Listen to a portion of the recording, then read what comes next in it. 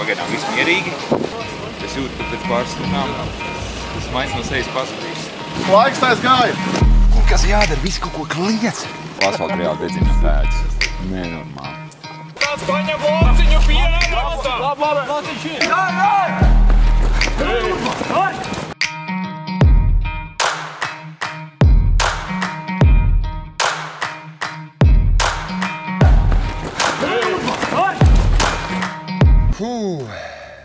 Nu ko, šodien piedalījos Aizsardzības akadēmijas rīkotajā Berešu maršā. Jāatzīst, ļoti labs izaicinājums, ir īpaši, ja tu esi no civilās pasaules, no civilās dzīves, tad kopā ar kadetiem, jauniem kadetiem, mērķiecīgiem, azartiskiem, adrenalīna pārņemtiem, bija ko turēt līdzi un uzdevumā kopējais apjoms, laikam nogājām kaut kāds 35 km, apmēram kaut kas tāds. Starpā jāpild dažādi vingrojumi, dažādas stacijas, ja pozīcijas, kurās jāpild dažādi ar, jāatzīst ar armijas specifiku saistīti vingrinājumi, uzdevumi, gandrīz pat pavēles brīžiem, brīžiem tā likās. Izpildījām 11 dažādas šīs te pozīcijas, kas jāsaka ar pirmās gāja tā ļoti raiti. Pats pirmais mums izpeldināja Ķīšezerā. Tev kāds paņem lociņu pienā nostā! Man ūdens daudzam aciņā. Es jau viņu pats vai izliet. Viss slapšā? Mazliet. Tas it kā nekas tāds, bet pēc tam bija diezgan ātri jāpārģērbjās sausā apģērbā, sausos apavos un jālaiž tālāk. Tā nākamā pozīcija bija šķēršļosla mums. Redzu, ka jūs esat veiksmīgi izgājuši koraļu ekskursiju. Esat nonākuši 2. stācijā. 5, 4, 5, 5! Vajag izmantot prasmu.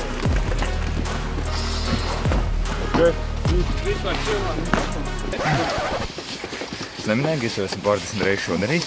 To veiksmīgi finišējām tur bez nekādiem starpgadījumiem un laidām tālāk. Un tās pirmās pozīcijas laika tā 3., 4., tad viena aiz otras tur bišķiņ paēja kilometru un jau atkal nākamais uzdevums. Un nogāja kaut kāds 5, man jau likās, esam jau kaut kādā pusē jau, un tad saprotu, ka tās pozīcijas, tās distances starp tām pozīcijām paliek aizvien garāks un garāks. Un tad nāca apjausma, kad mēs neesam ne tuvu pusē nogājuši, un kad jau jāiet vairāki kilometri, jau 5, 6, 7 starp pozīcijām, un kas visvairāk no tā cieta, protams, bija pēdas, lai gan apavi bija ievalkāti līdzi, bet vienalga ikdienā nesteigā tādus vairākus 10 kilometrus.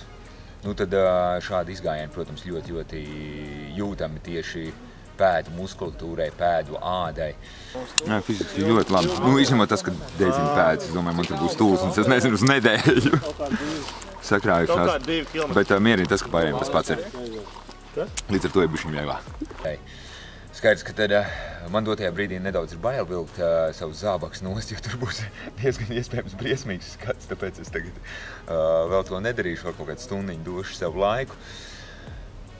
Bet veiksmīgi gājām, sanāca ģeogrāfiski apgājām apkārt Ķīšezeram, bieži vien gar pašu krastlīniju, kaut kur nedaudz iekšā urbānajā vidē, gājām cauri satiksmei.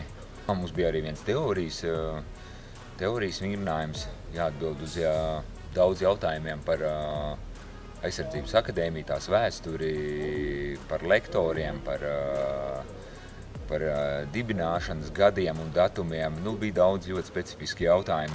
Nedaudz sajūtos kā vēstures stundā, kādā 10. klasē, kur viss ir bijis jāiemācās mājasdarbs, jāizpilda un viss jāzina no A līdz Z, kas ko kā. Un tas bija tāds brīdis nedaudz atelpai, bet tālāk atkal fiziskie pārbaudījumi. Baigi forši bija pārceltūs mums saplānots, laidāmies pa virvēm lejā. Caur tādu nelielu aizu laidām nost ekipēm, pēc tam vilkām viņu atkal atpakaļ. Kas bija interesanti, mums iemācīja pašiem uztaisīt sev tādus tā kā kreisliņus, varētu teikt, no alpīnismu virvē, kurās mēs paši varējām iesaisties un laisties lejā. Tas bija tāds man nezināms, kā to precīzi izdarīt, bet, kad to forši parādā, pa solītim izstāst, izrādījās baigi forši. Viena no pozīcijām, kur mums bija šī te uzdevuma visu laikā, ja nemaldos 5. pēc kārtas, bija tāda vispasaules zināma sporta, tāda crossfit pozīcija, funkcionālā fitness pozīcija. Tikko nobliezām 5. staciju. Bija tādā crossfit stilā. Cilājām ūdens kannas, smilšmais, nestuvēs. Nesājām viens otru, bija reāli jāiesvīst. Bet liekas, ka instruktori mums tur bišķiņ pažēloja. Izgājām tikai 1 raundu lielu un bija jālaiž tālāk. Tagad kaut kāds minūtes, laikam 30-40 mums ir dots līdz nākamai pozīcijai. Kaut kādi 2-3 kilometri jānoiet. Kurā bija 3 dažādi vingrojumi, tur cēlām ūdenskannas virs galvas, smilšmaisus cilājām pāri barjerai un nesām nestuvēs viens otru ar super klasiskajiem bērpiem kopā. Tas viss, protams, notiek smiltīs, nedaudz kalnainā apvidū. Stacija bija laba, izgājām 1 raundu, es dzirdēju no instruktora, ka mēs iesim 2 reizes visus abus, tāpēc tas bija tā patīkami vai nepatīkami pārsteigts, bet ka izgājām tikai 1, bet no kolēģiem sapratu, ka viņiem ļoti pietika ar to visu izmēģināt, jo mēs strādājam 3 minūtes katrā pozīcijā. Tas ir diezgan daudz, ja visu laiku ir 3 minūtes bez apstājas jāpild kāds vingrojums, tas nav nekas viegls, ir tīpaši, tas notiek naktī, tu esi nogurs, nostaigājies jau.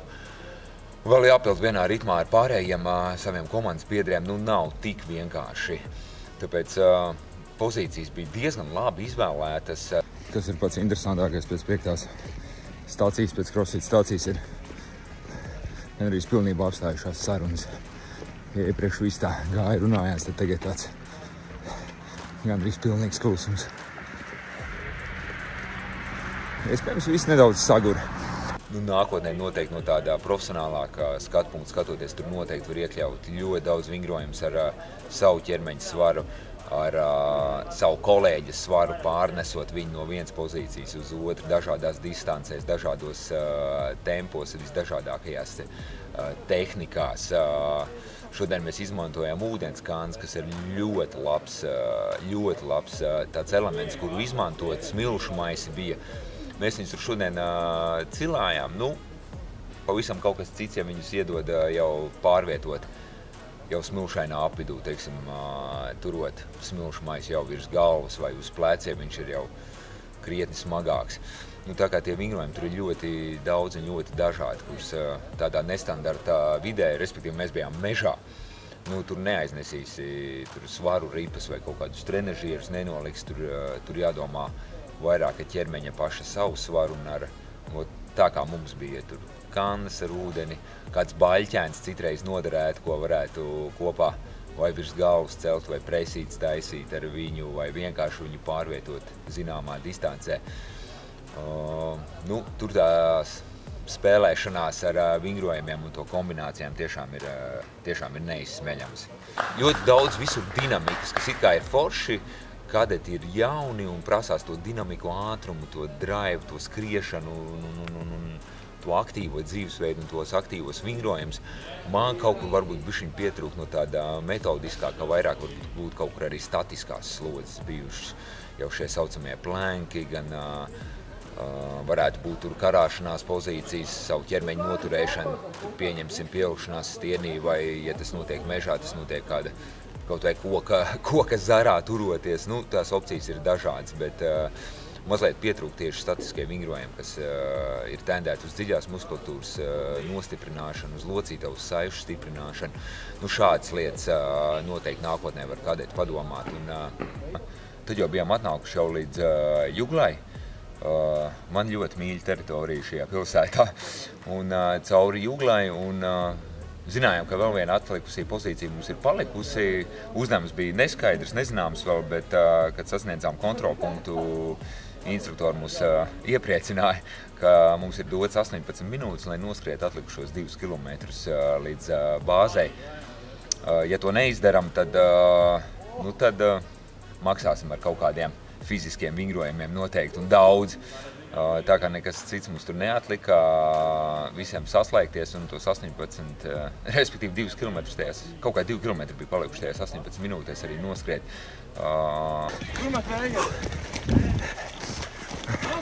50 metri.